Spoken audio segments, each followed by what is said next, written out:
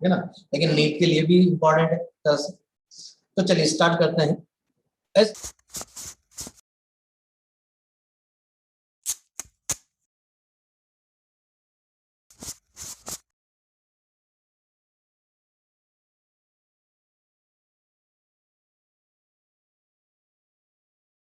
श्लोक में जैसा कि आप जानते हैं दो ग्रुप होते हैं, एक फर्स्ट है और एक सेकंड है ग्रुप, ठीक है ना। एक ग्रुप होता है फर्स्ट है और एक ग्रुप होता है सेकंड है।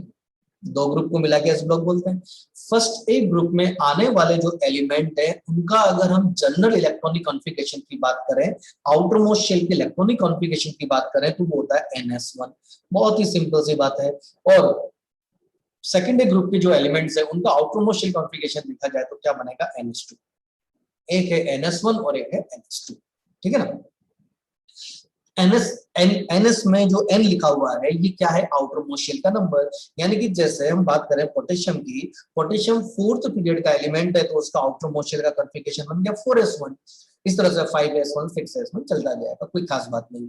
दूसरी एक और बात, फर्स्ट ग्रुप के जो मेटल्स होते हैं इनको कहा जाता है अल्कली मेटल्स, और सेकंड ग्रुप में जो मेटल्स आते हैं, फर्स्ट ग्रुप के मेटल्स को क्या बोलेंगे, अल्कली मेटल, और सेकंड ग्रुप में जो मेटल्स आते हैं उनको बोलते हैं alkaline earth metals. Alkaline earth metals क्यों कहा जाता है उनको, क्योंकि जो सेकंड के मेटल्स होते हैं ये, इनका जो ऑक्साइड और हाइड्रोक्साइड होता है ये बेसिक नेचर का होता है। ऐसा होता है basic nature, alkaline nature, oxide and hydroxide. लेकिन इसमें जो देख रहा हूं आप लिखा है एक्सेप्ट बेरिलियम। एक्चुअली बेरिलियम जो है ये एक एम्फोटेरिक मेटल है। क्या है ये, एम्फोटेरिक मेटल। इसका जो ऑक्साइड है BeO ये भी एम्फोटेरिक है, और बेरिलियम का हाइड्रोक्साइड जो होता है BeOH वो भी कैसा होता है, एम्फोटेरिक होता है। तो सेकंड ग्रुप में जो मेटल्स आते हैं उनको क्या बोलते हैं, अल्कलाइन अर्थ मेटल्स। क्यों बोलते हैं अल्कलाइन अर्थ मेटल्स, क्योंकि वो बेसिक नेचर के कंपाउंड है, अल्कलाइन नेचर के कंपाउंड बनाते हैं और अर्थ क्रस्ट में मिलते हैं, अर्थ में मिलते हैं। लेकिन बेरिलियम को क्यों छोड़ दिया, क्योंकि ये एम्फोटेरिक मेटल है। एम्फोटेरिक का मीनिंग होता है जो एसिडिक नेचर भी शो करता है और बेसिक नेचर भी शो करता है, यानी उर्दू में जो एसिड के साथ भी रिएक्ट कर सकता है और बेस के साथ भी रिएक्ट कर सकता है वो होता है एम्फोटेरिक। ये तो हुआ जनरल बात कि ये जनरल कॉन्फ़िगरेशन क्या बनता है। इसके बाद आता है इनका साइज ऑर्डर। साइज बड़ा सिंपल सा है, जैसा कि हम पीरियोडिक टेबल चैप्टर में भी पढ़ चुके हैं इस टॉपिक को, साइज वाले टॉपिक को। साइज जैसे कि हम बात करें लिथियम से लेकर के सीजियम तक, on moving top to bottom size increases क्योंकि नंबर ऑफ शेल इंक्रीज हो रही है। तो लिथियम से लेकर सीजियम तक बात करें तो साइज इंक्रीज होगी, और इसी तरह से अगर बेरिलियम से बेरियम तक बात करें तो साइज इंक्रीज होगी। तो कोई भी ग्रुप हो टॉप टू बॉटम जाने पर साइज इंक्रीज होती है। अगर हम लेफ्ट टू राइट की बात करें, फर्स्ट ए ग्रुप से सेकंड ए ग्रुप के मेटल की तरफ चलते हैं और ये बताएं कि साइज क्या होगी, तो on moving left to right, on moving left to right Z effective increases size decreases. तो फर्स्ट डे से सेकंड डे जाने पर साइज डिक्रीज होगी और टॉप टू बॉटम जाने पर साइज इंक्रीज होगी। ये तो बात हुई अलग अलग हमने बात की। अब अगर हम इस पूरे फर्स्ट ए ग्रुप और सेकंड ए ग्रुप को मिक्स कर लें और फिर साइज का ऑर्डर बनाए, जिसमें फर्स्ट ए की भी मेटल्स है, सेकंड ए की भी मेटल्स ले लिए और फिर हम उनको साइज का ऑर्डर बना रहे हैं, तो एक वैल्यू बेस्ड ऑर्डर बनता है जो आपको याद रखना होगा। और वो किस तरह का ऑर्डर है जरा आप देख सकते हैं। ये बेरिलियम सबसे स्मॉल होता है, ये स्मॉलेस्ट बेरिलियम सबसे स्मॉल है, ठीक है ना। उसके बाद फिर लिथियम, जैसा कि आप देख रहे हैं लिथियम से लार्ज मैग्नीशियम, ये हमने पीरियोडिक टेबल में भी देखा था। यस, M और N जो बना हुआ है ट्रिक से आप याद कर सकते हैं। आप देख रहे होंगे कि पहले एक M बना हुआ है, ये M जैसा लग रहा है, और एक आपको N जैसा लग रहा है, इस तरह से। तो M और N इस तरह से याद करें, जैसे मर्जी आप उसको याद रख सकते हैं, ठीक है ना। मैं तो हटा देता हूं इसको, M और N ऐसा बना हुआ है। बस इतना ध्यान रखें कि लिथियम सबसे स्मॉल होता है और सीजियम सबसे लार्ज होता है, ये हो जाएगा आपका लार्जेस्ट, और ये हो गया स्मॉल, ठीक है ना। सबसे स्मॉल साइज का जो एलिमेंट है वो बेरिलियम है, सबसे लार्ज साइज का जो सीजियम है, और बाकी फिर बीच में आपको अरेंज कर ही रहे। अब यहाँ पर एक क्वेश्चन बनता है इस जगह पर कि फर्स्ट ए ग्रुप के वो दो कौन से सक्सेसिव एलिमेंट है, या एस ब्लॉक के वो कौन से दो सक्सेसिव एलिमेंट है जिनकी साइज में डिफरेंस मैक्सिमम आता है। मैक्सिमम डिफरेंस हो साइज के अंदर, ऐसा सक्सेसिव एलिमेंट, बेरिलियम और सीजियम नहीं होगा। सक्सेसिव का मतलब होता है लगातार आने वाले, एक ही ग्रुप में लगातार आने वाले जो दो एलिमेंट और उनमें साइज में डिफरेंस मैक्सिमम आए, जैसे लिथियम सोडियम की साइज में difference, beryllium magnesium, magnesium calcium, calcium strontium, ये मीनिंग है इसका। तो आप देखेंगे कि सोडियम और पोटेशियम ये दो एलिमेंट ऐसे हैं जिनकी साइज में डिफरेंस मैक्सिमम है, सोडियम और पोटेशियम। क्योंकि सोडियम से ज्यादा लार्ज, जो लार्ज है वो कैल्शियम है, कैल्शियम से लार्ज स्ट्रोंशियम है, और स्ट्रोंशियम से लार्ज बेरियम है, और बेरियम से भी लार्ज पोटेशियम है। यानी कि सोडियम और पोटेशियम एस ब्लॉक के वो दो सक्सेसिव एलिमेंट हैं जिनकी साइज में डिफरेंस मैक्सिमम आ रहा है। ये इस एम और एन वाली जो ट्रिक है, या ये जो हमने बनाया है साइज का ऑर्डर, इससे हमको पता चलता है, या यहां से ये क्वेश्चन बन सकता है। चलिए नेक्स्ट स्लाइड पर आते हैं। नेक्स्ट प्रॉपर्टी है डेंसिटी। ये जो चैप्टर एस ब्लॉक हम पढ़ रहे हैं, इसको हमने तीन पार्ट में डिवाइड किया है। आर्यन लिखने की क्या जरूरत है, ये दिख रहा है ना, maximum size difference, maximum size difference. ये जो एस ब्लॉक चैप्टर है, रितम राजी आपने पूछा सर बेरिलियम और सीजियम में भी तो मैक्सिमम डिफरेंस है। हाँ बेटा बिल्कुल सही है, सबसे ज्यादा डिफरेंस तो बेरिलियम और सीजियम में ही है, लेकिन मैंने पूछा है सक्सेसिव एलिमेंट, लगातार आने वाले, कॉन्जिक्यूटिव एलिमेंट्स। तो कॉन्जिक्यूटिव एलिमेंट तो मतलब एक उसी के बाद आए, जैसे बेरिलियम और मैग्नीशियम ये कॉन्जिक्यूटिव एलिमेंट है, लिथियम और सोडियम ये कॉन्जिक्यूटिव एलिमेंट्स है, ठीक है ना। चलिए, तो ये जो चैप्टर है हमने इसको दो पार्ट में डिवाइड किया है, तीन पार्ट में बोल सकते हैं। पहला हम पढ़ेंगे फिजिकल प्रॉपर्टीज, उसके बाद पढ़ेंगे केमिकल प्रॉपर्टीज, और उसके बाद पढ़ेंगे कुछ methods of preparation of some compounds, जैसे वॉशिंग सोडा को बनाने का मेथड, बेकिंग सोडा को बनाने का मेथड, सीमेंट क्या है, पीओपी क्या है, उनका क्या कॉन्फ़िगरेशंस होते हैं, उनका क्या कंपोजिशन होता है, ये चीजें, यानी कि कुछ थ्योरेटिकल पार्ट, ठीक है ना। तो ये चीजें हमको देखनी है। तो सबसे पहले जो हम पढ़ रहे हैं वो पढ़ रहे हैं फिजिकल प्रॉपर्टीज। इसको आप मॉड्यूल से पढ़ सकते हैं, मॉड्यूल से पढ़ सकते हैं, मॉड्यूल में भी एसिडिस लिखा हुआ है। खाली इन स्लाइड को देख करके आपको मॉड्यूल में कुछ लगता है एक्स्ट्रा ऐड करने का, तो आप उसको ऐड कर सकते हैं, ठीक है ना, उसको आप ऐड कर सकते हैं। बाकी सब कुछ वैसा ही लिखा हुआ है जैसा मॉड्यूल में है। तो जो नेक्स्ट सेकंड नंबर की जो प्रॉपर्टी हमारी वो है डेंसिटी। तो जरा डेंसिटी क्या है, डेंसिटी होता है m upon v, mass upon volume. Density equal to mass upon volume.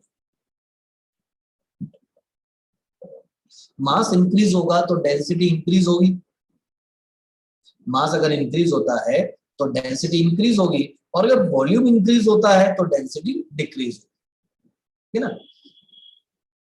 तो अब हाँ, नोट्स की जरूरत नहीं है, नोट्स के आप मॉड्यूल अगर आपके पास है तो मॉड्यूल में भी कर सकते हैं, मॉड्यूल नहीं है तो नोट्स बना लें स्लाइड को देख कर।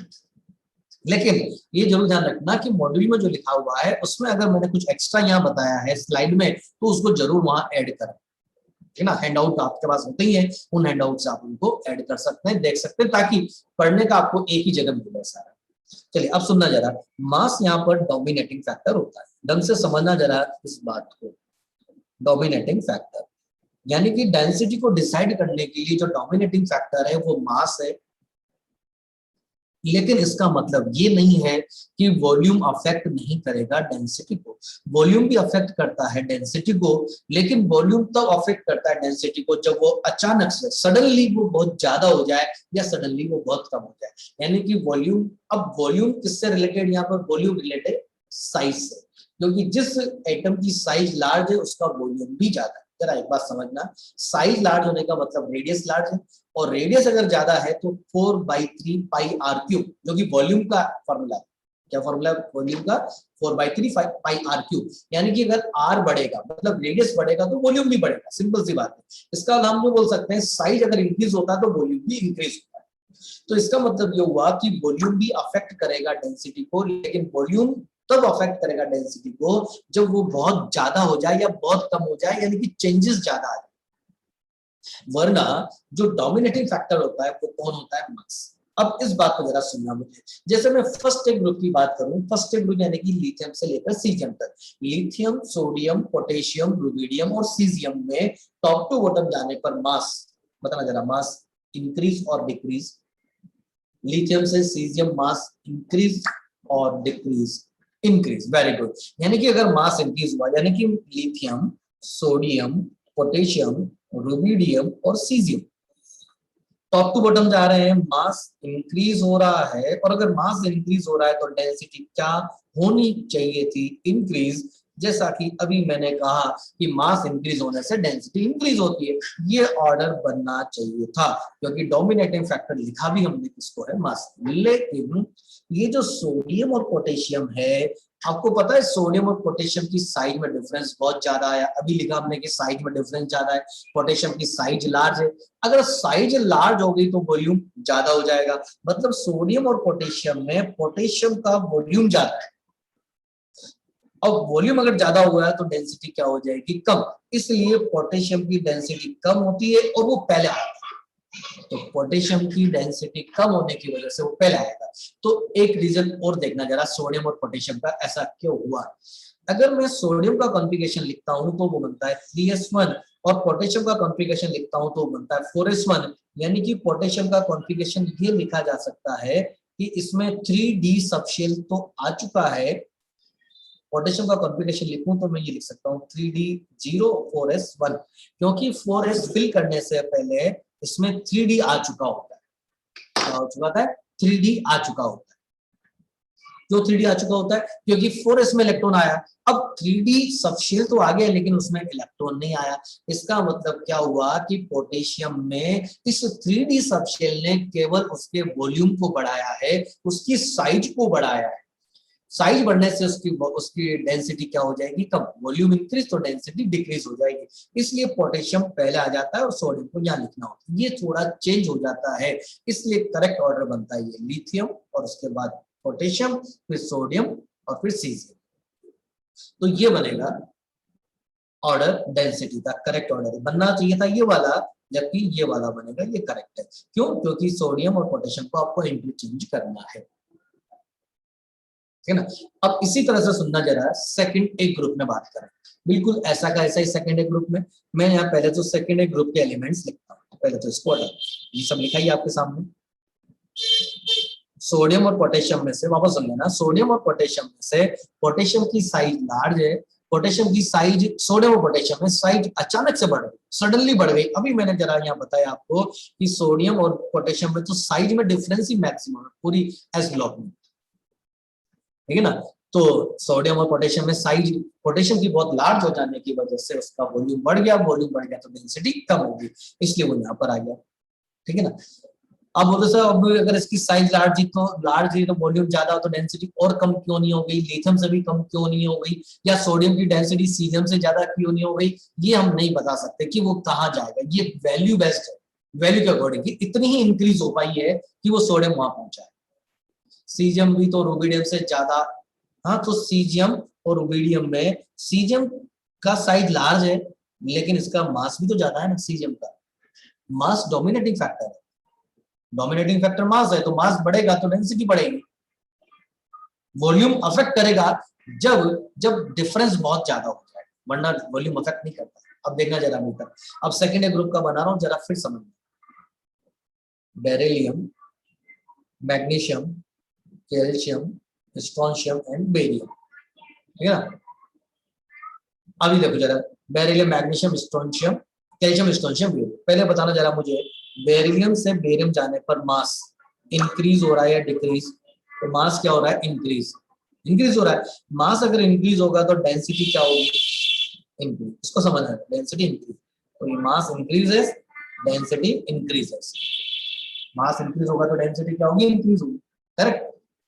लेकिन अब वापस आता हूं मैं मैग्नीशियम और कैल्शियम पर, मैग्नीशियम जो है उसका कॉन्फ़िगरेशन बनता है 3s2, जबकि कैल्शियम का कॉन्फ़िगरेशन बनता है 3d0 4s2, यानी कि 3d, ये जो कैल्शियम है इसके पास 3d सबशेल है, 3d सबशेल की जगह आ गई है, लेकिन उसमें इलेक्ट्रॉन नहीं आया, तो उस 3D ने केवल साइज को बढ़ाया है।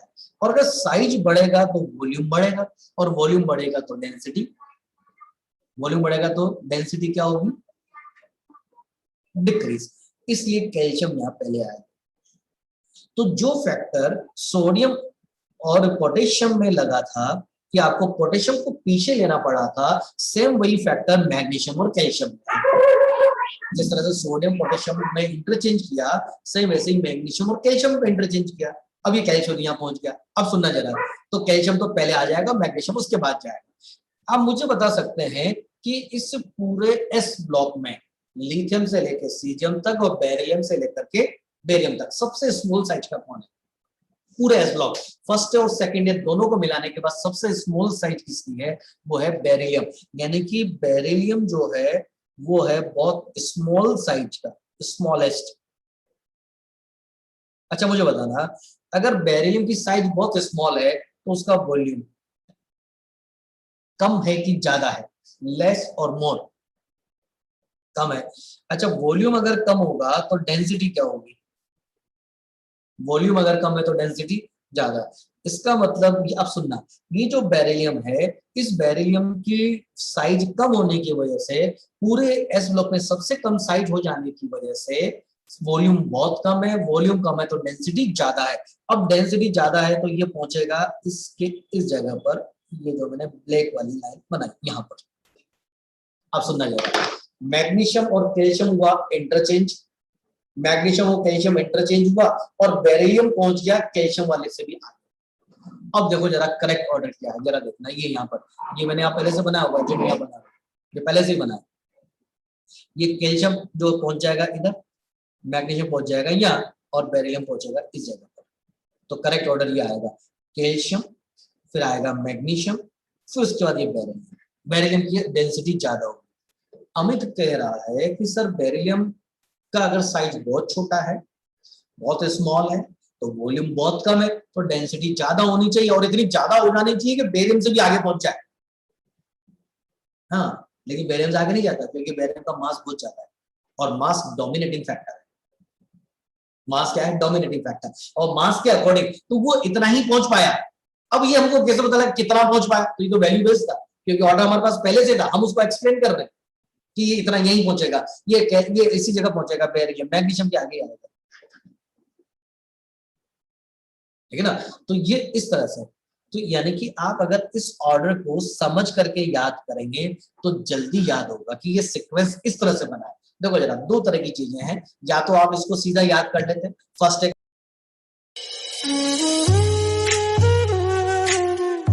का ये ऑर्डर होता है, सेकंड डे का ऑर्डर ये होता है। एक तो तरीका ये होता है, सीधा याद कर लो कि फर्स्ट डे का ऑर्डर बनेगा लिथियम, लिथियम का सोडियम नहीं आएगा, पहले पोटेशियम आएगा, और रट लिया उसको, 2-4 बार ऐसे बनाया, लिख लिख के देख लिया, 10 बार लिखा, याद भी हो जाएगा।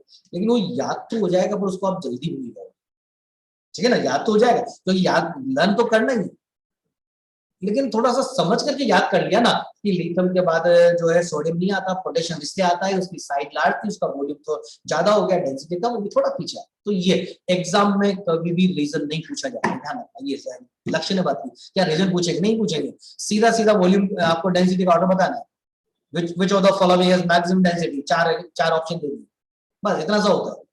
सिर्फ रीजन हम इसलिए बता रहे हैं ताकि हमको उसको याद रखना इजी हो जाए।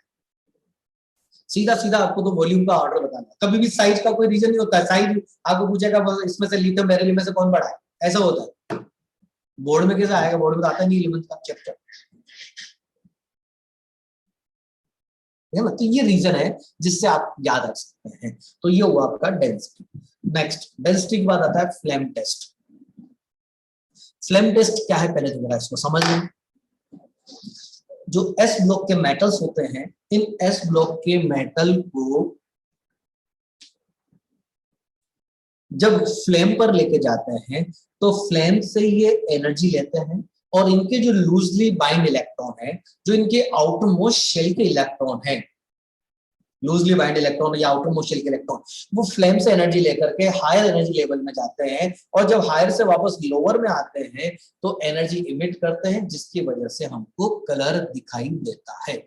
फ्लेम टेस्ट का मतलब फ्लेम पर ले जाके एक स्पेसिफिक कलर देते हैं और उस कलर से पहचान में आता है कि ये कौन सा मेटल है। तो जरा सुनना अब एक बात यहां पर, कलर आने का रीजन क्या हो, अगर आपसे पूछा जाए कि कलर क्यों शो किया, तो जरा सुनना, कलर आने का एक ही रीजन है, चाहे वो कोई सा भी मेटल हो, चाहे वो कोई सा भी कंपाउंड हो जो कलर दे रहा है, वो रीजन है इलेक्ट्रॉन का ट्रांजिशन।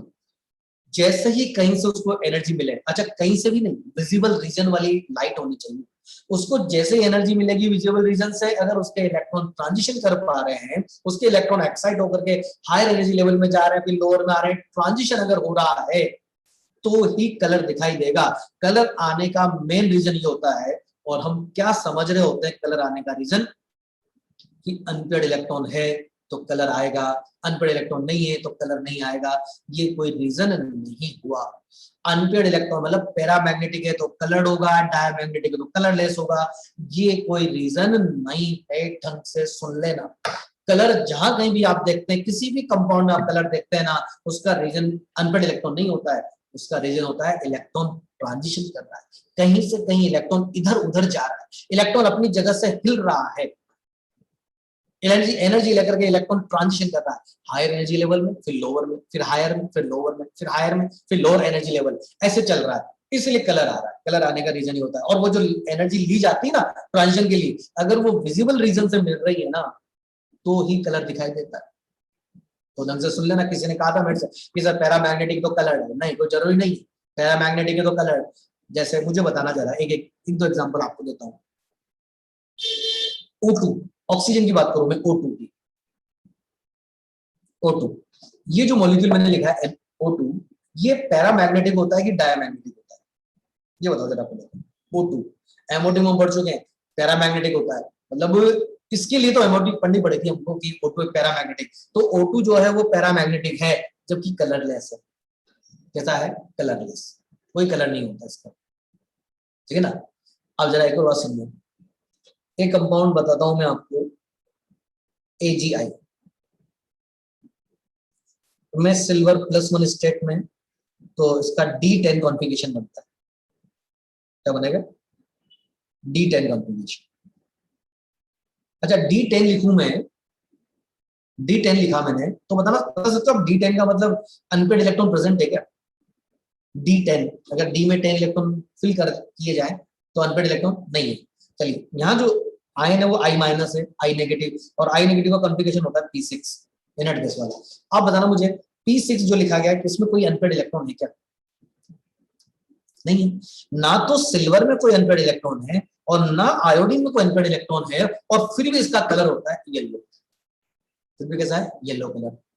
चलिए एक और बात सुन लो, एक कंपाउंड लेता हूं मैं, K2Cr2O7, पोटेशियम डाइक्रोमेट में क्रोमियम +6 स्टेट में है, P6 कॉन्फ़िगरेशन है, और ना पोटेशियम K+ है, P6 कॉन्फ़िगरेशन है, ऑक्सीजन O-2 है, P6 कॉन्फ़िगरेशन। इस K2Cr2O7 के अंदर ना तो पोटेशियम के पास अनपेड इलेक्ट्रॉन है, ना क्रोमियम के पास अनपेड इलेक्ट्रॉन है, ना ऑक्सीजन के पास अनपेड इलेक्ट्रॉन है, किसी के पास भी अनपेड इलेक्ट्रॉन नहीं है, और फिर भी K2Cr2O7 ऑरेंज कलर का होता है। K2 कलर कैसा है? ऑरेंज। तो फिर ये तो डायमैग्नेटिक है, ये डायमैग्नेटिक है, फिर भी कलर है, तो डायमैग्नेटिक होने से कलर का कोई लेना देना ही नहीं, तो क्यों जोड़ रहे हो तुम उसको? कलर आने का रीजन तो कुछ और होता है, कलर आने का रीजन वो है एक्साइटेशन है इलेक्ट्रॉन का, due two electron transition, due two electron excitation, energy level, उसकी वजह से कलर आता है। तो O2 पैरामैग्नेटिक है, फिर भी कलरलेस है, तो कंपाउंड पैरामैग्नेटिक हो तो कलर हो, ऐसा कोई जरूरी नहीं है। ये बात समझ में? चलिए, तो पहले तो इनको हटाता हूं मैं, ये हमारे भी काम के नहीं है कुछ भी। मैंने सिर्फ ये बात बताई है कि कोई कंपाउंड पैरामैग्नेटिक है तो उसके पास कलर भी हो, वो कलर्ड हो, कोई जरूर नहीं है। हाँ, हो सकता है पैरामैग्नेटिक है तो कलर भी हो, अलग बात है, लेकिन पैरामैग्नेटिक है तो कलर हो ही सही, ऐसा कोई जरूरी नहीं। चलिए हम वापस यहाँ आते हैं फ्लेम टेस्ट पर। ये क्या है फ्लेम टेस्ट? किसी भी एस ब्लॉक के मेटल को जब फ्लेम पर ले जाते हैं तो वो एक कलर शो करता है, और उस कलर से हम पहचान लेते हैं कि कौन सा मेटल, इसी को बोलते हैं फ्लेम टेस्ट, क्योंकि वो स्पेसिफिक कलर है। अब पहले तो कलर क्यों आया पता है? एनर्जी ली, जो आउटर मोस्ट शेल के इलेक्ट्रॉन्स थे, जो लूजली बाइंड इलेक्ट्रॉन थे, उन्होंने फ्लेम से एनर्जी ली, वो हायर एनर्जी लेवल में गए, फिर वापस लोअर में आए तो एनर्जी इमिट कर रहे हैं, जिसकी वजह से हमको कलर दिखाई दे रहा है। तो इसका मतलब कलर तब आएगा जब इलेक्ट्रॉन हायर एनर्जी लेवल में जाएगा, और इलेक्ट्रॉन आसानी से हायर एनर्जी लेवल में तभी जाएगा जब वो लूजली बाइंड होगा, न्यूक्लियस का अट्रैक्शन कम लग रहा होगा, न्यूक्लियस उसको ज्यादा स्ट्रांगली बाइंड नहीं कर ले। इसलिए बेरिलियम और मैग्नीशियम हाई आईपी होने की वजह से कलर शो नहीं करते। बेरिलियम मैग्नीशियम की साइज छोटी होने की वजह से कलर शो नहीं करते। बेरिलियम मैग्नीशियम के इलेक्ट्रॉन जो है वो स्ट्रांगली बाइंड रहते हैं न्यूक्लियस से, आउटर मोस्ट शेल के, और वो हायर एनर्जी लेवल में नहीं जा पाते तो कलर भी शो नहीं कर पाते। तो ऑप्शन नजर आपके काम की बात। S block metal and their salt give characteristic color to the flame except beryllium and magnesium. Beryllium magnesium क्यों कलर शो नहीं कर रहे हैं? क्योंकि उनके आउटर मोस्ट शेल के इलेक्ट्रॉन स्ट्रांगली बाइंड है। हाई आईपी का मतलब स्ट्रांगली बाइंड है, या जो बोल दो हाई जेड इफेक्टिव या स्ट्रांगली बाइंड है इलेक्ट्रॉन, इसकी वजह से कलर शो नहीं हो रहा है, ठीक है ना। लेकिन लिथियम फर्स्ट का है, उसका साइज, लिथियम फर्स्ट यूनिट का बनेगा जिसका जेड इफेक्टिव कम होता है, लेफ्ट टू राइट जाने पर जेड इफेक्टिव बढ़ता है, ठीक है ना। तो लिथियम का जेड इफेक्टिव कम है, इसलिए कलर शो करता है। अब ये कौन कौन से कलर शो कर सकते हैं ये आपको याद होने चाहिए। बेरिलियम और मैग्नीशियम का तो कोई कलर नहीं है, लेकिन बाकी सबका कलर है। फ्लेम पर जब इनको लेके जाते हैं तो कौन सा कलर देते हैं, ये कई बार आपको जो है देखने को ये पूछा जा सकता है इसके अंदर, ठीक है। चलिए नेक्स्ट है फोटो इलेक्ट्रिक इफेक्ट। एक मिनट,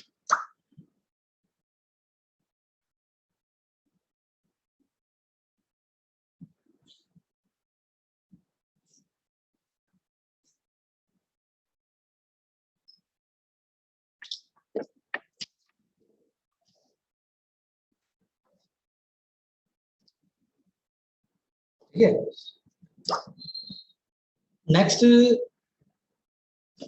नेक्स्ट है फोटो इलेक्ट्रिक इफेक्ट।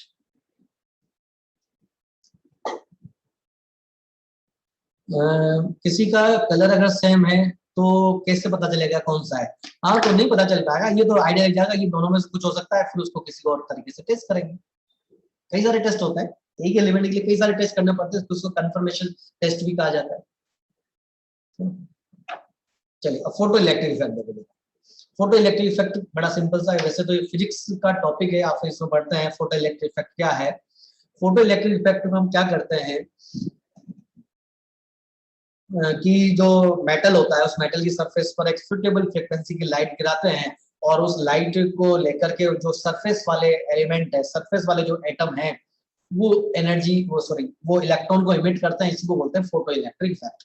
कोई बात नहीं, फिर इसमें आप जब पढ़ेंगे जब पढ़ लेंगे। फिलहाल जो मैं बोल रहा हूँ सुनो, फोटो इलेक्ट्रिक इफेक्ट का बड़ा सिंपल सा मीनिंग है, वो ये है कि किसी मेटल सरफेस पर आप लाइट गिराएं तो जो सरफेस वाले एलिमेंट्स है वो इलेक्ट्रॉन को इमिट करें, उसको कहा जाता है फोटो इलेक्ट्रिक इफेक्ट। अब फोटो इलेक्ट्रिक इफेक्ट कब शो हो सकता है? जब न्यूक्लियस का आउटर मोस्ट शेल के इलेक्ट्रॉन पर अट्रैक्शन कम होती जाए। न्यूक्लियर मैं क्या बोल रहा हूँ, मेटल लिया, मेटल की सरफेस पे लाइट गिराई, और जो सरफेस वाले एलिमेंट थे उनसे इलेक्ट्रॉन निकल रहा हो, इलेक्ट्रॉन इजेक्ट हो रहा हो, इसी को बोलते हैं फोटो इलेक्ट्रिक इफेक्ट। तो ये बताओ मुझे, फोटो इलेक्ट्रिक इफेक्ट कौन शो करेगा? जिसका न्यूक्लियस और आउटर मोस्ट शेल के इलेक्ट्रॉन के बीच में अट्रैक्शन कम होगा, जिसका आईपी कम होगा, जिसका साइज लार्ज होगा। कैसे भी तरह से आप कर सकते हैं। इसलिए due to low IP caesium का जो है वो बहुत ज्यादा फोटो इलेक्ट्रिक इफेक्ट होता है, या सीजियम बहुत आसानी से इलेक्ट्रॉन को इमिट करता है, इसी वजह से इसको फोटो इलेक्ट्रिक सेल में यूज किया जाता है। साइज लार्ज हो, आईपी कम हो, तो आसानी से इलेक्ट्रॉन निकालेगा, इसलिए इसको फोटो इलेक्ट्रिक सेल में यूज करते हैं, सीजियम का यूज। चलिए नेक्स्ट है कॉम्प्लेक्स फॉर्मेशन टेंडेंसी। अब जरा इसको समझना, कॉम्प्लेक्स फॉर्मेशन टेंडेंसी क्या है। पहले तो देखो जरा कॉम्प्लेक्स का मतलब क्या होता है, बड़ा सिंपल सा मीनिंग है। कॉम्प्लेक्स का मतलब कोऑर्डिनेशन कंपाउंड, जिसमें क्या होता है, एक लॉन पेयर डोनर होता है जो मेटल को अपना लॉन पेयर दे रहा होता है, मेटल को अपना लॉन पेयर दे रहा है, एलपी डोनर, ठीक है ना। एलपी डोनर आप कोऑर्डिनेशन कंपाउंड एक चैप्टर इसको पूरा ही पढ़ेंगे इसमें, ठीक है ना, वो पढ़ लिया जाएगा। अब बात करें हम कि कॉम्प्लेक्स कौन बनाता है। पहले तो कौन से ऐसे मेटल होते हैं जो कॉम्प्लेक्स बनाने की क्वालिटी रखते हैं, टेंडेंसी रखते हैं। प्रॉपर्टी रखता है कॉम्प्लेक्स बनाने की। कॉम्प्लेक्स का मतलब होता है कोऑर्डिनेशन कंपाउंड, जिसमें अपना एक लॉन पेयर डोनर स्पीशीज होगी जो मेटल के साथ कोऑर्डिनेट बॉन्ड से जुड़ेगी। तो those metal which have small size, पहला क्वालिटी क्या है कि स्मॉल साइज होनी चाहिए। स्मॉल साइज क्यों होनी चाहिए, मुझे बताना जरा। मेटल पर कौन सा चार्ज है? मेटल पर चार्ज पॉजिटिव चार्ज होता है, नेगेटिव चार्ज होता है? मेटल पर पॉजिटिव चार्ज होता है। अच्छा, जो पॉजिटिव चार्ज जितना ज्यादा होगा मेटल पर, वो जो लॉन पेयर डोनर है, जो लॉन पेयर डोनेट करने वाली स्पीसीज है, उसके बाद जो इलेक्ट्रॉन डेंसिटी उसको स्ट्रांगली अट्रैक्ट करेगा। अरे करेगा कि नहीं? जितना ज्यादा पॉजिटिव चार्ज होगा मेटल पर, वो उधर जो जो लॉन पेयर डोनेट करने आ रहा है, जो इलेक्ट्रॉन लेके आ रहा है, उसको स्ट्रांगली अट्रैक्ट कर लेगा। इसका मतलब ये हुआ कि मेटल पर चार्ज ज्यादा होना चाहिए, साइज उसकी स्मॉल होनी चाहिए। और size small and high charge density एक ही बात है। साइज स्मॉल होगी तो चार्ज डेंसिटी आएगी। लेकिन इसके साथ साथ एक बहुत इंपॉर्टेंट जो कंडीशन है वो ये है कि उसके पास वैकेंट ऑर्बिटल होना चाहिए। क्या होना चाहिए? वैकेंट ऑर्बिटल, वरना वो लॉन पेयर डोनेट कहां करेगा। तो मेटल पर चार्ज ज्यादा हो और उसका वैकेंट ऑर्बिटल भी हो, तो ऐसे मेटल कॉम्प्लेक्स कंपाउंड बनाने की टेंडेंसी रखते हैं। एक लाइन थी। कॉम्प्लेक्स कौन बनाएगा? कोऑर्डिनेशन कंपाउंड कौन बनाएगा? जिस पर चार्ज डेंसिटी ज्यादा हो, साइज स्मॉल हो और क्या प्रेजेंट हो? वैकेंट ऑर्बिटल भी प्रेजेंट हो। सौम्या जी, फोटो इलेक्ट्रिक इफेक्ट का क्या डाउट है तुम्हारा? ये सेकंड ग्रुप क्यों शो नहीं करता? क्योंकि उसका जेड इफेक्टिव ज्यादा होता है, इसलिए शो नहीं करता। उसके इलेक्ट्रॉन स्ट्रांगली बाइंड रहते हैं, इसलिए नहीं करता। चलिए सुनना जरा, कॉम्प्लेक्स कंपाउंड की बात कर रहे थे। तो कॉम्प्लेक्स कंपाउंड कौन बनाएगा? जिसकी साइज स्मॉल हो, चार्ज डेंसिटी हाई हो और उसके बाद वैकेंट ऑर्बिटल होना चाहिए, वरना लॉन पे एक्सेप्ट कहां करेगा। अब मुझे बताना जरा, एस ब्लॉक और डी ब्लॉक का मेटल, एक सिंपल सी बात कर रहा हूँ, कॉमन बात कर रहा हूँ, जनरल बात कर रहा हूँ। एस ब्लॉक का मेटल और डी ब्लॉक का मेटल है, किसकी साइज स्मॉल है? एस ब्लॉक मेटल और डी ब्लॉक मेटल में से? अरे डी ब्लॉक वाले छोटे हैं ना, एस ब्लॉक वाले तो बड़े होते हैं ना। ये नहीं पता चल रहा, लेफ्ट टू राइट जाने पर साइज छोटी होती है, लेफ्ट टू राइट जाने पर साइज डिक्रीज होती है। तो डी ब्लॉक वाले जो है साइज में स्मॉल होते हैं और उनके पास बहुत सारे वैकेंट ऑर्बिटल होते हैं, पूरा डी खाली पड़ा होता है आगे वाला। तो सुनना जरा, डी ब्लॉक वालों की साइज स्मॉल भी है और उनके पास वैकेंट ऑर्बिटल भी बहुत सारे हैं। इसकी वजह से कॉम्प्लेक्स कंपाउंड बनाने की टेंडेंसी, अगर मैं एस ब्लॉक और डी ब्लॉक में कंपेयर करूं, तो डी ब्लॉक वालों की ज्यादा होती है। इसलिए जो कॉम्प्लेक्स कंपाउंड हम पढ़ते हैं उसमें डी ब्लॉक वाले मेटल बहुत ज्यादा आते हैं। तो हमने कंपेयर किया एस ब्लॉक और डी ब्लॉक को, कि जो डी ब्लॉक वाले हैं उनकी कॉम्प्लेक्स कंपाउंड बनाने की टेंडेंसी ज्यादा होगी। क्यों ज्यादा होगी कॉम्प्लेक्स कंपाउंड बनाने की टेंडेंसी? क्योंकि उनकी साइज जो है वो स्मॉल है और वैकेंट ऑर्बिटल भी होते हैं। बहुत सारे, ढेर सारे एग्जांपल है। पूरा जो कोऑर्डिनेशन कंपाउंड चैप्टर है ना हमारा, पूरा डी ब्लॉक के मेटल के कॉम्प्लेक्स कंपाउंड से बना हुआ है। पूरे डी ब्लॉक के मेटल के कॉम्प्लेक्स कंपाउंड मैक्सिमम बनाते हैं डी ब्लॉक, पर इसका मतलब ये नहीं होता है कि एस ब्लॉक वाले कॉम्प्लेक्स नहीं बना सकते। एस ब्लॉक वाले ही बनाएंगे। चार्ज डेंसिटी हाई और वैकेंट ऑर्बिटल मिल जाए तो इसकी साइज छोटी होगी और उनके पास वैकेंट ऑर्बिटल अगर मिल जाए तो बना सकते हैं। और उसके कुछ एग्जांपल्स यहाँ लिखे हैं, जैसे आप जानते हैं क्लोरोफिल।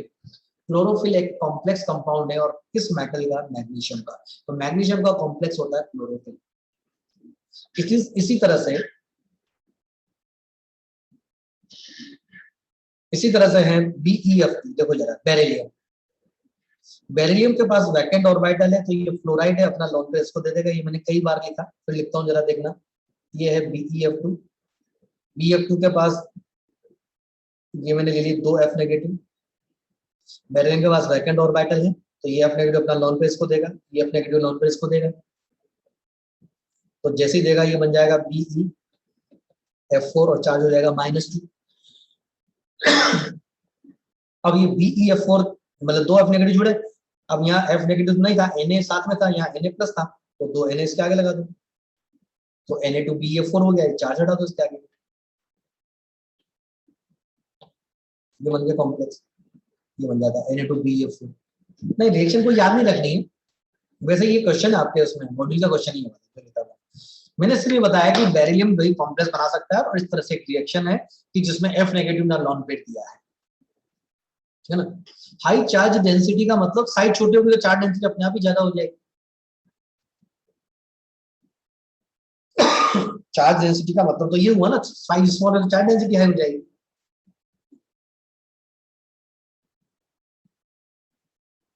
ये तौसीफ तुम्हारी मर्जी हो तो बना लो नोट्स बेटा, नोट्स बना सकते हो, नोट्स जैसे तुमने पहले बनाया ऐसे बना सकते हो, तो अपनी मर्जी पे डिपेंड करेगा ना, आप बनाना चाहते हो कि उसमें लिखना चाहते हो तो।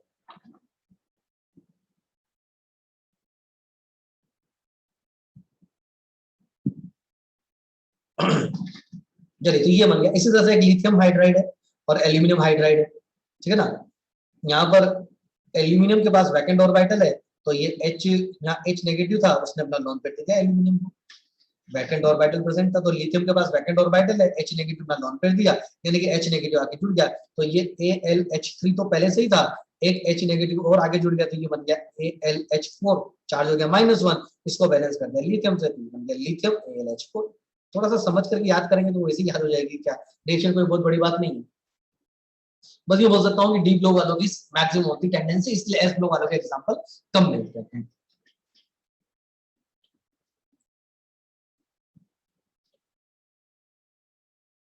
तो ये तीन कोई रिएक्शन नहीं है। एक तो ये एग्जांपल है क्लोरोफिल, जिसको आप याद रखें कि क्लोरोफिल जो होता है वो मैग्नीशियम का कॉम्प्लेक्स होता है। ये दोबारा रिपीट कर देता हूँ, एक बार सुनिए कैसे, मतलब उसको मैंने कैसे याद रख सकता हूँ वो जरा देखना।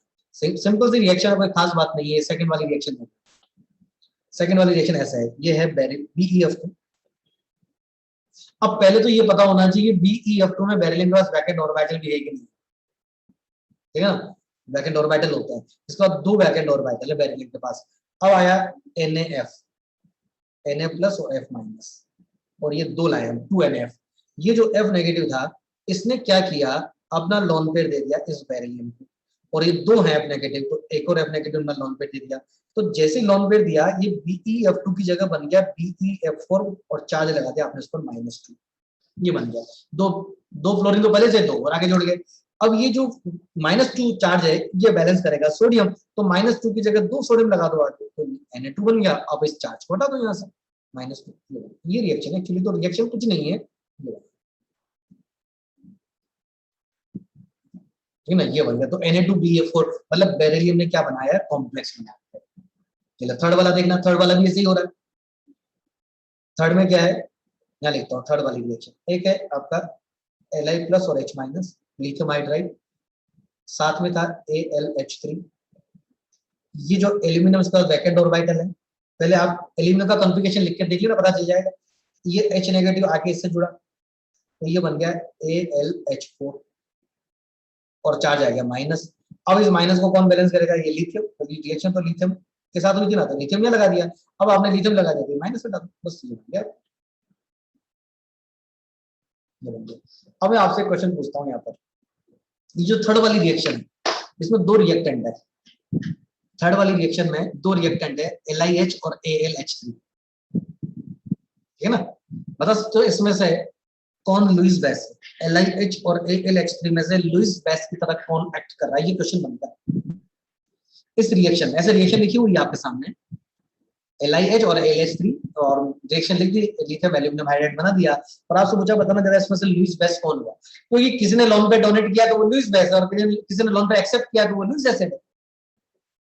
जो लॉन पेड देने वाला है वो लुईस बेस है, और जो लॉन पेड लेने वाला है वो लुईस एसिड है। तो आपसे पूछ लेगा बताओ जरा लुईस बेस कौन है, तो लुईस बेस इसमें LiH है, क्योंकि LiH में से ये लॉन पेड गया है, ये H नेगेटिव अपना लॉन पेड दिया है, H नेगेटिव जाके जुड़ा है उधर लिथियम के पास, और सॉरी एल्यूमिनियम के पास, उसका वैकेंट ऑर्बिटल था इसलिए जोड़ दिया। इसलिए in this reaction AlH3 act as Lewis acid and LiH act as Lewis base। चलिए ऊपर पूछता हूँ, ऊपर वाली। हाँ एल्यूमिनियम P ब्लॉक का, तो क्या हुआ, नहीं पढ़ना है क्या, कान बंद कर लो कि सर एल्यूमिनियम तो P ब्लॉक का, मुझे नहीं सुनना, ठीक है। बता रहा हूँ सर, लिथियम तो S ब्लॉक का है ना, लेकिन लिथियम तो आया ना, इसलिए एक रिएक्शन है, एक S ब्लॉक वाला, एक P ब्लॉक वाला। अब एक और सेम क्वेश्चन पूछता हूँ सेकंड वाली रिएक्शन के लिए, बताना जा रहा है लुईस एसिड कौन, BeF2 या NaF। सेकंड वाली रिएक्शन में लुईस एसिड की तरह किसने एक्ट किया है, और सिंपल से जिसने लोन पे लिया है। अब आगे समझ में, ये चीज है, इसे धीरे धीरे समझ के पढ़ोगे ना बेटा, तो कुछ भी नहीं होगा। ये है लुईस एसिड इसके, और इसमें लुईस बेस, इसने अपना लोन पे लिया, इस साइड में लिख रखा है। LiAlH4 का क्या नाम है, लिथियम एल्यूमिनियम हाइड्राइड नाम है इसका, लिथियम एल्यूमिनियम हाइड्राइड, कुछ नहीं, कोई ऐसा कोई खास नाम नहीं। अब आ गया समझ में, ऐसा समझेगा धीरे धीरे। नेक्स्ट है मेल्टिंग पॉइंट। अब ये मेल्टिंग पॉइंट जो है सीधा याद करना पड़ेगा, इसमें कुछ भी नहीं। मेल्टिंग पॉइंट जो है सीधा याद करना, कौन किसको लॉन पेयर देगा ये कैसे पता चलता, ये पता चलता है पढ़ने से, ये देखने से कि हाँ इसके पास कन्फिग, इसके पास वैकेंट ऑर्बिटल है कि नहीं, क्या ये लॉन पेयर रह सकता है कि नहीं।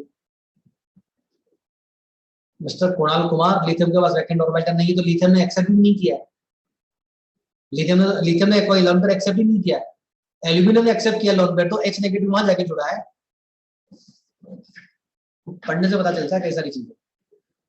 सर बेरिलियम में तो 3 वैकेंट ऑर्बिटल है, अरे लिख करके देख लो 3 है कि 4 है कि 5 है कि 10 है, पता चल जाए। मेरे से क्या पूछते हो कि 2 है कि 3, कॉन्फ़िगरेशन लिख। जरा इसे सुनना, मेल्टिंग पॉइंट। मेल्टिंग पॉइंट के लिए पहले एक बात ये सुनो कि जो मेल्टिंग पॉइंट होता है, ये मेटल का मेल्टिंग पॉइंट, ये मेटल की पैकिंग, मेटल का जो मेटलिक बॉन्ड है स्ट्रेंथ, उस पर भी डिपेंड करता है।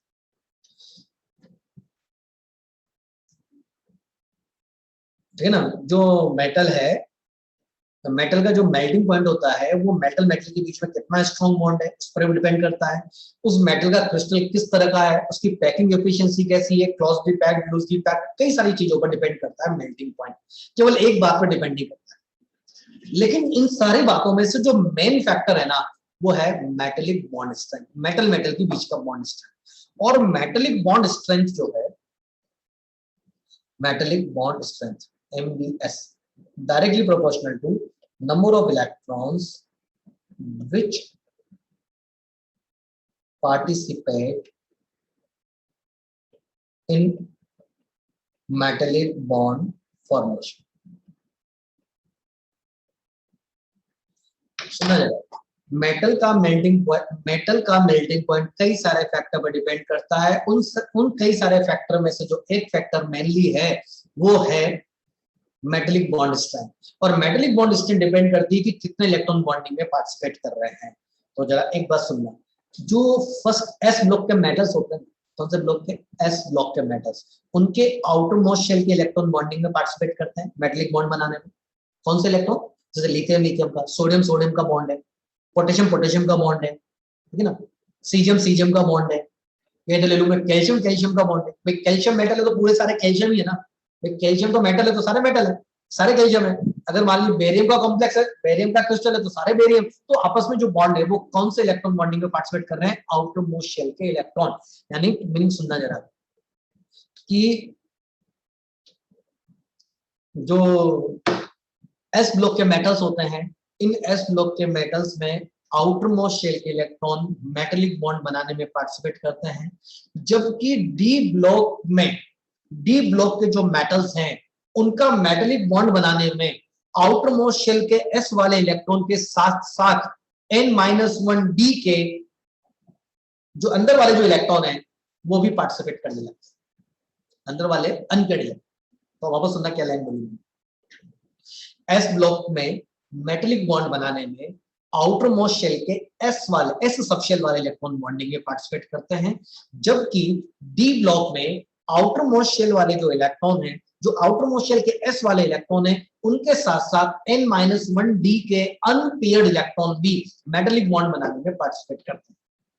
तो जरा मुझे ये बताओ कि एस ब्लॉक और डी ब्लॉक में से, एस ब्लॉक मेटल और डी ब्लॉक मेटल में से किसमें ज्यादा इलेक्ट्रॉन बॉन्डिंग में पार्टिसिपेट कर रहे हैं मेटेलिक बॉन्ड बनाने में, डी ब्लॉक वाले कर रहे हैं। सिंपल सी बात है, क्योंकि अंदर तो अंदर अंदर वाले भी कर जाते हैं और यहाँ तो आउटर मोस्ट शेल के करते हैं। यानी कि मैं आपसे पूछूं कि एस ब्लॉक और डी ब्लॉक में से कहां पर मेटेलिक बॉन्ड ज्यादा स्ट्रॉन्ग है। एस ब्लॉक का मेटल आपस में बॉन्ड बना रहा है, डी ब्लॉक का मेटल भी आपस में बॉन्ड बना रहा है, तो मेटेलिक बॉन्ड स्ट्रेंथ ज्यादा कहां पर है, डी ब्लॉक वालों में। चलिए अब मैं आपसे पूछूं, मुझे एस ब्लॉक के मेटल मेटल के बीच का बॉन्ड ब्रेक करना है और मुझे डी ब्लॉक वाले के मेटल मेटल के बीच का बॉन्ड ब्रेक करना है, किसमें मुझे ज्यादा एनर्जी देनी पड़ेगी। मुझे एस ब्लॉक का मेटल, जैसे सोडियम और सोडियम आपस में जुड़े हुए हैं मेटेलिक बॉन्ड से, उधर ले लिया मैंने क्रोमियम क्रोमियम आपस में जुड़े हुए हैं, एक एस ब्लॉक का मेटल एक डी ब्लॉक का मेटल, किसमें मुझे उनको अलग करने के लिए ज्यादा एनर्जी देनी पड़ेगी, डी ब्लॉक वालों में। तो किसका मेल्टिंग पॉइंट ज्यादा है, एस ब्लॉक वालों का कि डी ब्लॉक वालों का। Melting point. S block metal D block metal में किसका मेल्टिंग पॉइंट ज्यादा, डी ब्लॉक, बस सिंपल सा हो गया। तो ये तो कंपेयर हुआ एस और डी में कि एस ब्लॉक के मेटल्स और डी ब्लॉक के मेटल में अगर मेल्टिंग पॉइंट को कंपेयर करूं तो डी ब्लॉक वालों का मेल्टिंग पॉइंट ज्यादा, क्योंकि उनमें मेटलिक बॉन्ड ज्यादा स्ट्रॉन्ग बनता है। उनमें ज्यादा मेटलिक बॉन्ड स्ट्रॉन्ग क्यों बनता है, क्योंकि उनमें ज्यादा इलेक्ट्रॉन बॉन्डिंग में पार्टिसिपेट करते हैं।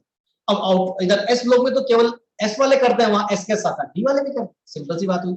चलिए अब मुझे बात बताओ, एस ब्लॉक में दो ग्रुप आते हैं, एक फर्स्ट है और एक सेकंड है, एक फर्स्ट है और एक सेकंड है। आपको पता है फर्स्ट डे के आउटर मोस्ट शेल में कितने इलेक्ट्रॉन होते हैं, एक, और सेकंड डे के आउटर मोस्ट शेल में दो। यानी कि अगर फर्स्ट डे वाले ग्रुप आपस में बॉन्ड बना रहे हैं, फर्स्ट डे वाले ग्रुप तो केवल एक ही इलेक्ट्रॉन बॉन्डिंग में पार्टिसिपेट कर रहा है, और सेकंड डे वाले मेटल आपस में बॉन्ड बना रहे हैं तो दो दो इलेक्ट्रॉन बॉन्डिंग में पार्टिसिपेट करा रहे हैं। बता सकते हो आप फर्स्ट और सेकंड डे में से किसका मेटेलिक बॉन्ड स्ट्रॉन्ग होगा, फर्स्ट डे और सेकंड डे में से किसका मेटेलिक बॉन्ड स्ट्रॉन्ग है, सेकंड डे वालों का। इसलिए फर्स्ट डे और सेकंड डे में से किसका मेल्टिंग पॉइंट ज्यादा है, सेकंड डे वालों, सिंपल सी बात। चलिए एक और बात बताऊं, दूसरी बात पूछता हूं, फर्स्ट डे के मेटल आपस में बॉन्ड बना रहे हैं, सेकंड डे मेटल भी आपस में बॉन्ड बना रहे हैं, कहां पर बॉन्ड वीक होगा, फर्स्ट डे में। अच्छा बॉन्ड अगर वीक होगा, दो मेटल के बीच में बॉन्ड वीक बनेगा, तो जो क्रिस्टल है वो लूजली पैक्ड रहेगा या स्ट्रांगली पैक्ड रहेगा। अगर मान लीजिए जो मेटल मेटल के बीच में बॉन्ड वीक है,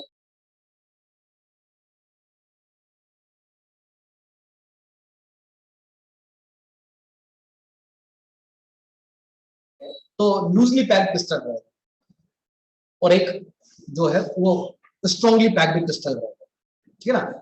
तो बताओ जरा फर्स्ट और सेकंड में से किसका क्रिस्टल लूजली पैक्ड है, फर्स्ट है। अच्छा जो लूजली पैक्ड है वो थोड़ा सॉफ्ट भी होगा, और जो टाइटली ऐसे स्ट्रांगली वो हार्ड होगा। अगर मैं आपसे पूछूं कि फर्स्ट मेटल और सेकंड मेटल में से सॉफ्ट मेटल कौन सा है, फर्स्ट के मेटल और सेकंड के मेटल में सॉफ्ट कौन होगा, फर्स्ट वाले, ठीक है ना।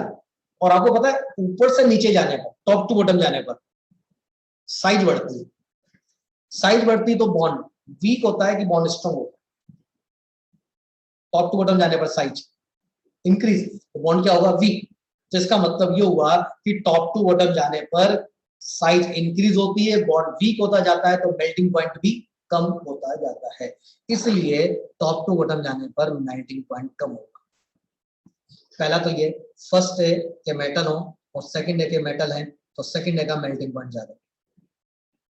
और अगर फर्स्ट डे में ही कंपेयर करना हो, इसमें फर्स्ट डे में ही कंपेयर करना हो तो टॉप टू बॉटम जाने पर मेल्टिंग पॉइंट कम हो रहा है, क्योंकि साइज लार्ज होती जा रही है। साइज अगर लार्ज होती जाएगी तो एक तो क्रिस्टल लूजली पैक्ड होता जाएगा, बॉन्ड वीक होता जाएगा, मेल्टिंग पॉइंट भी कम होता जाएगा। सेम ऐसा ही सेकंड ग्रुप में भी होता है, लेकिन एक सेकंड ग्रुप में एक चेंज आप देख रहे होंगे इसके अंदर, एक एक्सेप्शनल केस है इसके अंदर सेकंड में, वो मैग्नीशियम का। मैग्नीशियम अपनी जगह पर नहीं है, मैग्नीशियम का मिनिमम मेल्टिंग पॉइंट होता है अपने ही ग्रुप में।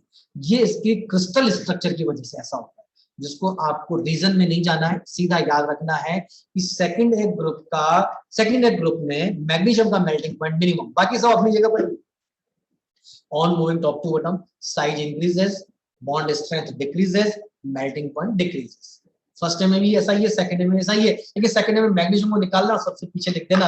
उसका रीजन उसकी क्रिस्टल स्ट्रक्चर है। जैसा कि मैंने आपको स्टार्टिंग में ही बोल दिया था कि मेल्टिंग पॉइंट कई सारी बातों पर डिपेंड करता है, केवल मेटेलिक बॉन्ड स्ट्रेंथ पर डिपेंड नहीं कर रहा, उसकी पैकिंग एफिशिएंसी पर डिपेंड करता है। तो दूसरा फैक्टर भी इसमें लग रहे हैं, इसलिए मैग्नीशियम का जो है मेल्टिंग पॉइंट नहीं। तो ये अब आपको वापस वहीं आता हूं मैं, आपसे तो सिर्फ मेल्टिंग पॉइंट का ऑर्डर पूछा जाता है, आपको दुनिया भर की बातों से कोई लेना देना नहीं था, ठीक है ना। चलिए नेक्स्ट, ये जो हमने पढ़ा अभी तक ये था फिजिकल प्रॉपर्टीज। क्या थी ये, फिजिकल प्रॉपर्टीज। अब हम स्टार्ट करने जा रहे हैं केमिकल प्रॉपर्टीज। बॉइलिंग पॉइंट का ऑर्डर नहीं बनाना है, मेटल के लिए आप मेल्टिंग पॉइंट का ऑर्डर बनाएंगे। आपके मॉड्यूल में शायद बॉइलिंग पॉइंट का ऑर्डर दिया हुआ है, आपको उसको याद नहीं करना है, उसको छोड़ दें। मेटल के लिए सिर्फ मेल्टिंग पॉइंट का ऑर्डर बनाए, ठीक है ना। मेटल क्योंकि सॉलिड, और सॉलिड के लिए मेल्टिंग पॉइंट देखा जाता है, जो लिक्विड होता है उसके लिए फिर बॉइलिंग पॉइंट देखा जाता है।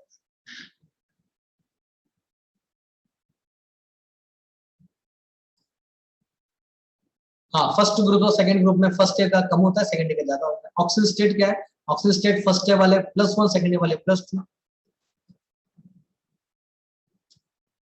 क्या रहेगा, आईपी रहेगा, ये पीरियोडिक टेबल में पढ़ा देगा आईपी, तो पीरियोडिक टेबल में पढ़ चुके हैं आईपी।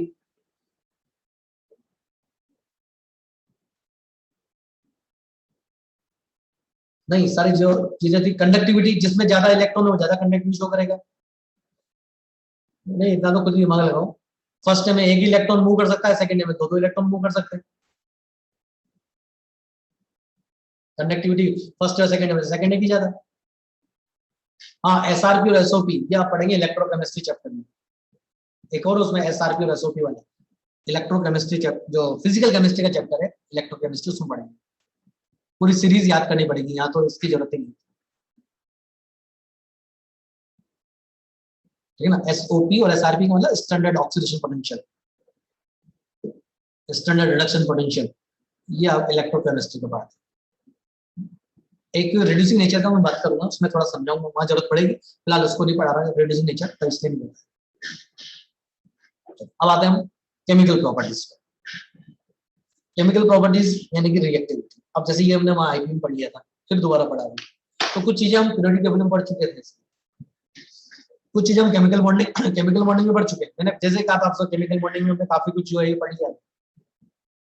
चलिए सुनो जरा, chemical reactivity of metal, chemical property में फर्स्ट है रिएक्टिविटी ऑफ मेटल। मेटल की रिएक्टिविटी आईपी के इनवर्सली प्रोपोर्शनल है, बड़ा सिंपल सा है, जिसका आईपी कम होगा वो मोर रिएक्टिव होगा। अब मुझे बताना जरा, फर्स्ट है और सेकंड है किसकी रिएक्टिविटी ज्यादा है, ये बताओ। फर्स्ट है और सेकंड है वो कंपेयर किया जाए तो मोर रिएक्टिव कौन है, फर्स्ट है वाले। चलिए एक रिएक्टिविटी का ऑर्डर मुझे बताना, एक एस ब्लॉक मेटल है और एक डी ब्लॉक मेटल। एक एस ब्लॉक का मेटल लिया और एक डी ब्लॉक का मेटल लिया, मोर रिएक्टिव कौन होगा, जिसका आईपी कम होगा, ये लिखा तो है आईपी के इनवर्सली प्रोपोर्शनल। जिसका आईपी कम है more reactive. Left to right जाने पर आईपी बढ़ता है, आईपी बढ़ेगा तो रिएक्टिविटी कम हो जाएगी। इसका एस ब्लॉक का मेटल और डी ब्लॉक का मेटल है, तो एस ब्लॉक मेटल ज्यादा रिएक्टिव। अच्छा, एस ब्लॉक में भी कंपेयर करते हैं फर्स्ट ए में और सेकंड ए में, तो फर्स्ट ए वाले ज्यादा रिएक्टिव, इसका मतलब फर्स्ट ए वाले हाईली रिएक्टिव हो गए। एस ब्लॉक, डी ब्लॉक और पी ब्लॉक में एस ब्लॉक वाले ज्यादा रिएक्टिव।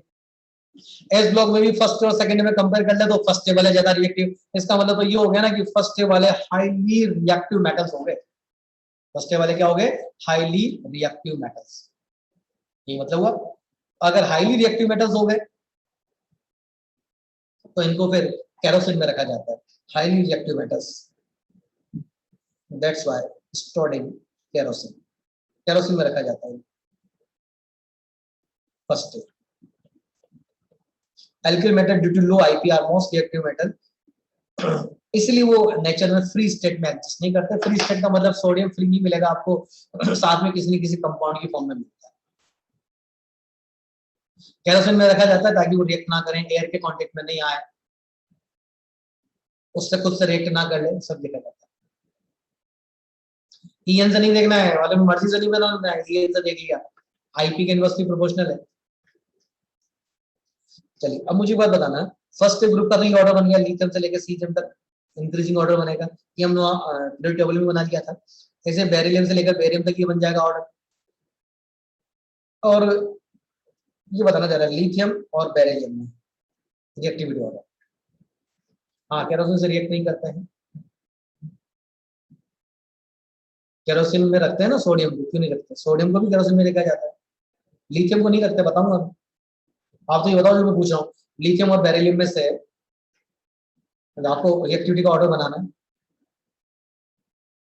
ये बनेगा, क्योंकि जिसका आईपी कम है मोर रिएक्टिव लिथियम, फर्स्ट और सेकंड में फर्स्ट एक आईपी कम तो ज्यादा रिएक्टिव लिथियम हुआ।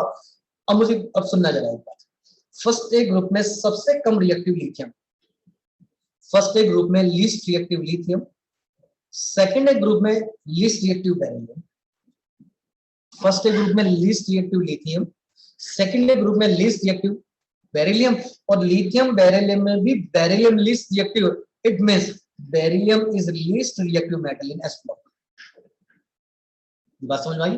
फर्स्ट ग्रुप में लिथियम सबसे कम रिएक्टिव है, सेकंड ग्रुप में बेरिलियम सबसे कम रिएक्टिव है, और उन दोनों में भी कंपेयर कर लो तो बेरिलियम और भी कम रिएक्टिव है। इसका मतलब ये हो गया ना कि बेरिलियम पूरे एस ब्लॉक का सबसे कम रिएक्टिव हुआ और सीजियम मोस्ट रिएक्टिव हुआ। बिल्कुल सही है ना। ये जो बेरिलियम है इसकी रिएक्टिविटी बहुत कम होने की वजह से ये कई तरह की रिएक्शन शो नहीं करेगा। आगे हम जब पढ़ेंगे तो कई जगह हम बेरिलियम को छोड़ देंगे, एक्सेप्ट बेरिलियम बाकी सब मेटल ऐसा करेंगे, एक्सेप्ट बेरिलियम बाकी मेटल वैसा कर देंगे, ठीक है ना, ऐसा आता है। तो बेरिलियम को कई जगह छोड़ेंगे, रीजन वही होगा कि बेरिलियम की रिएक्टिविटी बहुत कम।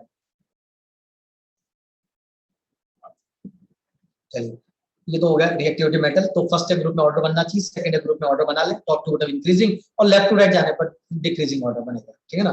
तो जिसका आईपी कम होगा वो ज्यादा रिएक्टिव होगा। देख लो जरा, सबसे ज्यादा सबसे कम आईपी जिसका है उसी का रिएक्टिविटी मैक्सिमम। तो खुद ही चेक करो ना कि आईपी किसका कम है।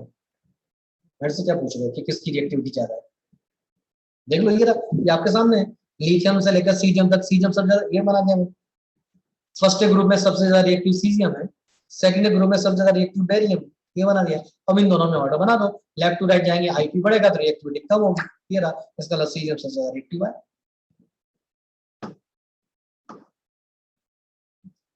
चलिए, ये बताएं जरा, ये आंसर लिख दिया मैंने, वो लिथियम वाली बात चल रही थी। Why lithium is not stored in kerosene, ठीक है ना, कि इसको केरोसिन में क्यों नहीं रखते हैं लिथियम को। उसका रीजन है उसकी डेंसिटी कम होती है, वो केरोसिन में डूबता नहीं, सिंक नहीं करता, ऊपर आ जाता है। ऊपर आ जाएगा तो एयर से रिएक्ट कर लेगा, वाटर से रिएक्ट कर लेगा, मॉइस्चर से रिएक्ट कर लेगा, ठीक है ना। तो रिएक्टिविटी की ज्यादा हो जाएगी, मतलब रिएक्ट कर सकता है इसलिए।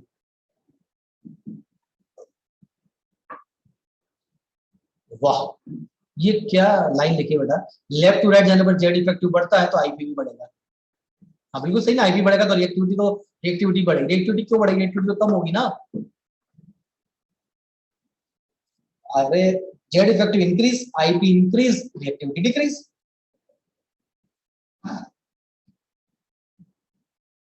वैक्स में रखा जाता है या उसमें फंस जाता है, अंदर अंदर रहता है, बाहर नहीं आता, इसलिए वैक्स में रखा जाता है।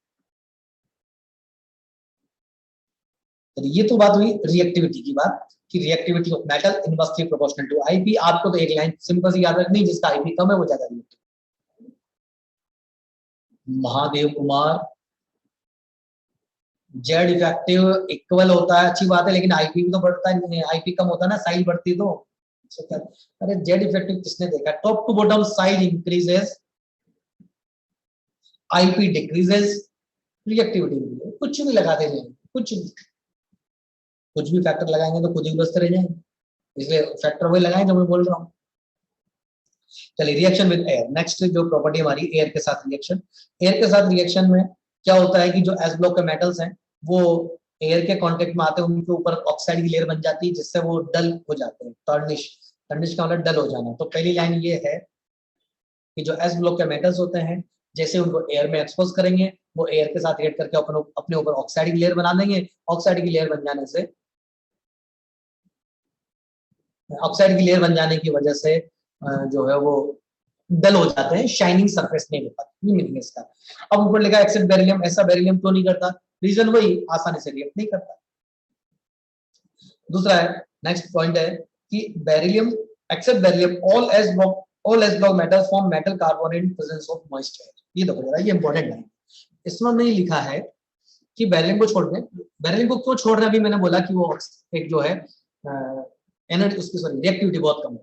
ये सुनना जरा, जो बोल रहा हूँ, ये सेकंड वाली लाइन इंपॉर्टेंट है। तो ये लिखा है कि मॉइस्ट एयर की प्रेजेंस में मेटल कार्बोनेट बन जाता है। तो पहले सुनो जरा, ये जो मेटल होता है एस ब्लॉक का मेटल, ये क्या करता है, पहले ऑक्सीजन, एयर का मतलब ऑक्सीजन से रिएक्ट करके अपना ऑक्साइड बनाएगा, यानी कि पहले बनता है मेटल ऑक्साइड। फिर ये जो मेटल ऑक्साइड होता है ये मॉइस्चर से, यानी मॉइस्ट एयर लिखा, मॉइस्चर से रिएक्ट करके बना देता है अपना हाइड्रोक्साइड। अब यहाँ एक लाइन सुनना जरा, जो एक जनरल स्टेटमेंट बोल रहा हूँ, जब कभी भी मेटल या मेटल का कोई भी कंपाउंड, एक लाइन एक जनरल, जो आगे कई जगह 1000 बार बोलूंगा मैं इसको पूरी इनऑर्गेनिक पढ़ाई से, 1000 टाइम्स, मेटल या मेटल का कोई भी कंपाउंड जब कभी भी वाटर से रिएक्ट करेगा ना, तो ऑलवेज मेटल हाइड्रोक्साइड बनेगा। एक कंपाउंड तो फिक्स है उसका, क्या बनता है, मेटल हाइड्रोक्साइड। तो मैंने क्या बोला, मेटल या मेटल का कोई भी कंपाउंड वाटर से रिएक्ट करके मेटल का हाइड्रोक्साइड बनाता है, ठीक है ना। तो ये मेटल ऑक्साइड मॉइस्चर से रिएक्ट करके क्या बनाते हैं, मेटल हाइड्रोक्साइड। अब मुझे बताना ये मेटल के हाइड्रोक्साइड की नेचर एसिडिक है या बेसिक। मेटल के हाइड्रोक्साइड की नेचर बेसिक, मेटल मेटल तो बेसिक होता है, मेटल के हाइड्रोक्साइड भी बेसिक है। और एटमॉस्फेयर में प्रेजेंट एक गैस है CO2, क्योंकि आपने एयर लिया है तो एयर में तो CO2 भी है। मुझे बताना है CO2 एसिडिक है या बेसिक, कार्बन डाइऑक्साइड की नेचर एसिडिक और बेसिक। एसिडिक है, नॉन मेटल का ऑक्साइड एसिडिक, तो ये नॉन मेटल का ऑक्साइड जो कि एसिडिक और ये मेटल का हाइड्रोक्साइड जो कि बेसिक है, और एसिड बेस रिएक्शन होगी, न्यूट्रलाइजेशन प्रोसेस होगा, एक सॉल्ट बनेगा और सॉल्ट होता है कार्बोनेट, यहां बन जाता है मेटल कार्बोनेट। तो इस तरह से ये पूरी रिएक्शन होती है कि मेटल को जैसे ही आपने मॉइस्ट एयर में एक्सपोज किया, पहले बनेगा मेटल ऑक्साइड, फिर बनेगा मेटल हाइड्रोक्साइड, फिर बनेगा मेटल कार्बोनेट, यानी कि फाइनली क्या बनता है, मेटल कार्बोनेट बनता है। यही बात यहाँ लिखी हुई है और दो एग्जाम्पल से समझा भी रखा है कि सोडियम लेंगे तो पहले बनेगा सोडियम का ऑक्साइड, फिर बनेगा सोडियम का हाइड्रोक्साइड, फिर बनेगा सोडियम का कार्बोनेट। कैल्शियम ले लिया तो बनेगा कैल्शियम का ऑक्साइड, फिर बनेगा कैल्शियम का हाइड्रोक्साइड, फिर बनेगा कैल्शियम का कार्बोनेट।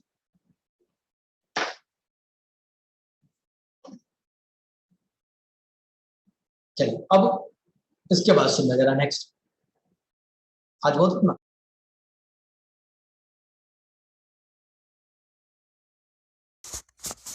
Mm-hmm.